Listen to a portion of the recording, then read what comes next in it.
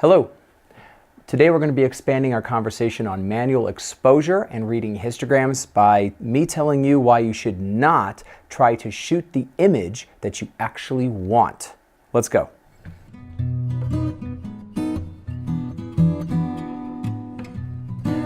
So the title of this video is Don't Try to Shoot the Image That You Actually Want. And that's actually only part of the advice. The real advice is very simple. Don't shoot to get the image you want. Shoot to get the data that you need. Now, sometimes you're in a situation, oftentimes in a studio lighting environment, where the data that you need and the image you actually want to create look pretty much exactly the same, and you can walk away with an image that's pretty much finished right out of camera. What I'm talking about is actually the mindset that in any situation, you're not actually trying to shoot your end result. That's not your job at the moment of capture. What you're trying to do at the moment of capturing the image is actually capturing the data that you need. And in heavily backlit environments, in really high dynamic range environments, in environments with light sources in them, these two things can look remarkably different. And I want to show you an example that I recently shot. So I'm going to show you this picture right here. And the picture you're looking at does not look very good. It's not all that interesting. The composition we can tell might be okay. We've got the fence, we've got the sun, we've got the sunrise, we've got the snowy kind of field. And it looks like the composition's all right, but a lot of people would look at this and say they would never shoot the image that way. And the reason they wouldn't is it doesn't look right. It's far too dark. Now, there was thought process behind this, and that's what I'm trying to impart to you today.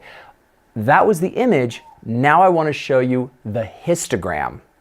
So there it is. The histogram that you're looking at is actually what you're really going for. And notice that I have a distribution of values that spreads over the entirety of the histogram. I am clipping some on the bright end because the sun is in the shot. There was only so much I could do. But notice that by bringing most of the sun into the exposure where there's data and not actually clipping it, that has shifted the exposure darker, but I have an exposure that has the maximum amount of information inside of the raw file.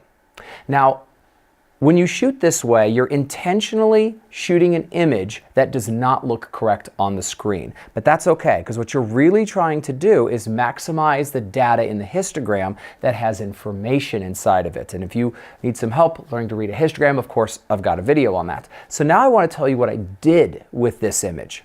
What I did with it was I took it, I tried to bring in some highlights, and I had a lot of data there to work with.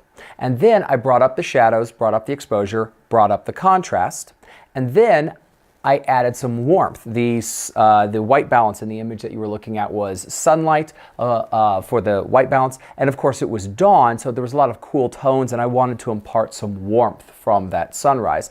So this is the image that I wound up with. And all of this was possible, and expanding the dynamic range of the full image was possible because I exposed to get as much information in the histogram as I could. If I had tried to expose that image properly in camera at the time, I would have got my midtones correct and blown out most of the sky, and I would not be able to get as nice of a sun inside of the image as I could have in the result that I actually wound up with. So what we're trying to do when we shoot is maximize the information inside of the histogram. And this is why I'm a big proponent of shooting with your histogram turned on, if your camera will allow it, and always, every camera, reviewing with your histogram turned on. That will allow you to maximize the information in your exposure so that you can wind up with the result that you really want in post-production. And of course, this only works if you shoot in RAW. So I hope that that's helpful for you as we get into spring weather and some spring seasons, and as people are planning their summer vacation. Of course, if you liked it, I'm going to ask you to give us a like and give us a subscribe. It's free, you knew that. And I thank you so much for taking your time to watch. I'll see you next time. Bye.